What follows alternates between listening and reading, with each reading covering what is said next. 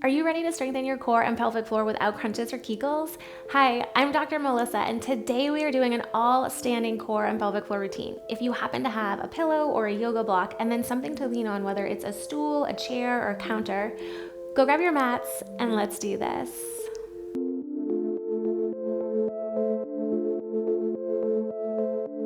Okay, so we're jumping right into it. We're gonna start off standing and then coming into a little bit of a squat. So you're gonna send your hips back, hands come down towards your thighs. Those arms stay nice and straight, and we're just gonna focus on moving our low back and our pelvis. On our inhale, we're gonna lift the tailbone, and a lot of people kind of tend to do full body movements. We wanna keep this part nice and still. So inhale, lift that tailbone. Exhale, like you're blowing out candles. Inhale, lift your tailbone. Exhale. We're just starting to get things moving. When you inhale and lift, think of spreading your sit bones. Exhale, tuck underneath. Inhale, lift. Exhale, gentle tuck. Check in, what are you feeling? The most important part when we're doing these workouts is that we're feeling the right muscles. We don't want to be gripping, bracing, or holding or engaging our core the entire time. Our core and pelvic floor is a system that likes to respond and react and move back and forth. Nice job. And just gently glide in and out. And then if you're like, oh, I'm having a hard time, I'm not quite feeling the lower abs, pelvic floor. If you have that yoga block or a pillow, you can take it, put it between your knees. And when you go to exhale and do that gentle tuck, squeeze. Inhale, lift and soften. Exhale, squeeze. Inhale, lift. Exhale, squeeze. Nice work. Gentle flow back and forth. Feeling that connection with our pelvic floor and our breathing muscle. And sometimes it just takes some practice to get that connection back. Breathing's so important. I go over this in depth in my pelvic floor playbook. I'll put some information in the description box for you down below. One more time, warming up here. Nice job. Let's take that out. And then if you've got that stool, your chair, maybe you go near a countertop. And we're gonna start off by, with our left hand, placing it on that stool. We're gonna turn our left foot to face whatever your hand is on. Right hand will come to your hip. We're lifting up out of the waist. Inhale, breathing 360 degrees around our rib cage, forward, backward, side to side. And then on your next exhale, we're gonna lift, inhale, lower. Exhale, lift, inhale, lower. Good. Keep following with that breath, gently moving it out. Maybe you tap down in between. It doesn't matter how high you're going as long as you're feeling those right muscles kicking on.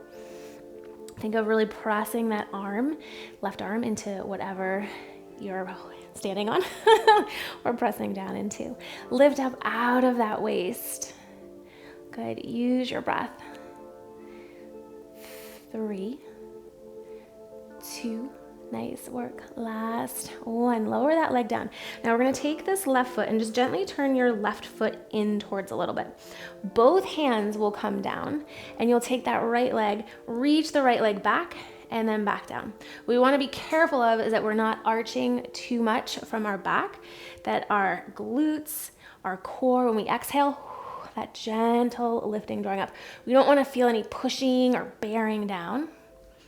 That creates too much pressure in our system. So it's really all about learning how to manage the pressure in our abdomen versus just sitting around doing more and more kegels. Nice work. Maybe you feel a little shake. Keep using that breath, lengthening out for 3, 2, last one. Ooh, maybe you feel a little burn on that left side. Shake it out. Awesome. Now we'll go around to the other side. That right hand comes down. We have our right foot facing our stool. Left hand to your hip. Exhale, lift. Inhale, lower down. Exhale, lift. Inhale, lower, back down. And it's really important that you're feeling these muscles, that our rib cage is stacked. We're not arching too far back. Keep using that breath. Lift out of that left leg. Good. That air is resistance that we're moving through. And it doesn't have to be, it can be smaller movements to get started. Find what works best for you. Listening to our bodies is key. Good, we've got 3, 2, last 1. Lower back down, and we'll take that right foot and just gently turn that whole right leg in a little bit. Both hands come down. Take that left leg straight back behind and then lift and lower. We want it all in our glutes, not in our back. Gently moving in and moving out. Use your breath. Nice work. I love these exercises because you just kind of sneak them in throughout the day too. Not necessarily if you have 30 minutes to exercise. Finding little chunks of time, a couple minutes here and there, can really make all the difference. Good work. Just a couple more on this side. And notice the difference. Was it more challenging on one side versus the other? How was the coordination? Can you feel that engagement and activation of pelvic floor muscles, lower abdomen, upper abdomen, our glutes? 2 more. Nice job. Last 1. Bring it back down, and then we can move that out of the way. And then we're gonna come into a warrior 2 stance. So take your right leg out in front, left leg comes back, and it doesn't have to be a really big stance. You can have a shorter stance, press down into those feet. We're gonna gently take that left side of your rib cage, pull it back, and find what stance feels comfortable for you. We just wanna make sure that right knee isn't collapsing in. We're rotating from the hip, it's coming out, press down into those feet. We're gonna take our right arm, lift up and back, that rib cage is staying stacked over your pelvis. And then we're gonna straighten out that front thigh, lower down, and lift that left arm up. And we're gonna glide back and forth, feeling the core kick on, feeling the lengthening and activation of those pelvic floor muscles as we move in and out of warrior 2 and triangle pose. Doesn't have to be big movements. Just gently gliding. Our core's reacting and responding to different positions. We're pressing down into those feet. Good for 3. Nice work. 2. Last 1. Awesome job. And then we'll just switch. So that right foot turns to face the front, left foot turns to face that left-hand side. We're pulling that right side of our rib cage back, lengthening through the thigh, rotate out from the hip, press down, left arm lifts up and back. And then straighten. Good. Gently move in and out. All comes down to learning how to manage that pressure in our system, getting our whole core to work together. It gets with our hips, our feet, it's everything. How does this side feel compared to your other side? Maybe you're going faster, maybe you're going slower. It's just doing what works best for you for 3. Nice job. 2. Last 1. Nice. Pull yourself, come back up. 1 more. We'll step those feet back together. Now here's where if you have your pillow or you could use your block. We're going to be pressing down into the left foot, spread those toes, lift up out of that hip. Rib cage is forward. We're not way back here. We're going to take the block, exhale, squeeze that block. Right leg comes back, and we're going to do 3 little pulses going back, and then bring it in. 3 little pulses. Back, nice. And then pull it in. Good. Kick it back, and then bring it in. Now you can always do little pulses, keep it down, and then send it back. We're hinging from the hips and our pelvis. The pelvis drives the movement here. Squeezing that block on your exhale. Nice. Left glute working. Think of that right leg too. The air is resistance as we're moving in and out. Good. 1 more time through. Nice. Last 1. Good. Now we'll shake it out on that left side. Now we'll really press down through the right. We've got that block.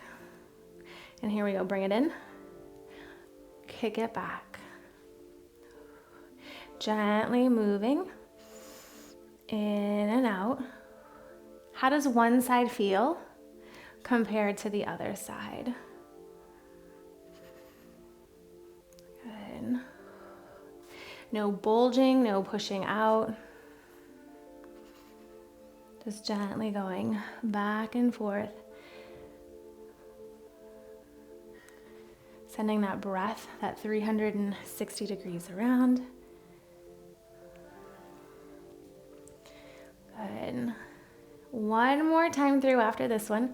And then check with your toes. Are you gripping your toes? Can you spread those toes? There's a really big pelvic floor and foot connection. All right, place that off to the side. Just gonna gently move those legs apart and then turn your feet inwards. It doesn't have to be a really big stretch. We're just gonna open up our low back down into that sacrum.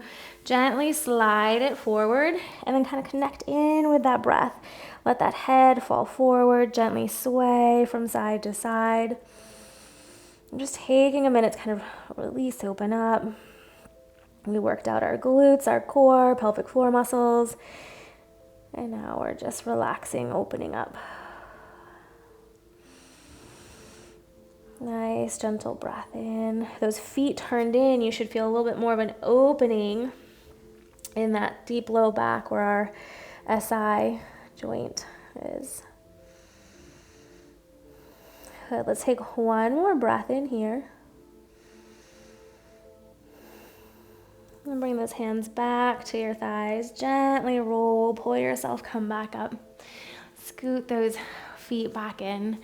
And then maybe keep coming back to this routine. You can sneak a couple of them in throughout your day. The goal is that you feel the entire core and pelvic floor working and we're not just gripping and holding tight the entire time. If you found this video helpful, go ahead and give it a thumbs up. It helps share it with other people. If you're new around here, hit that subscribe button. And I would love to know down below in the comments what you would like to see in future videos. Keep up the good work. Until next time, namaste.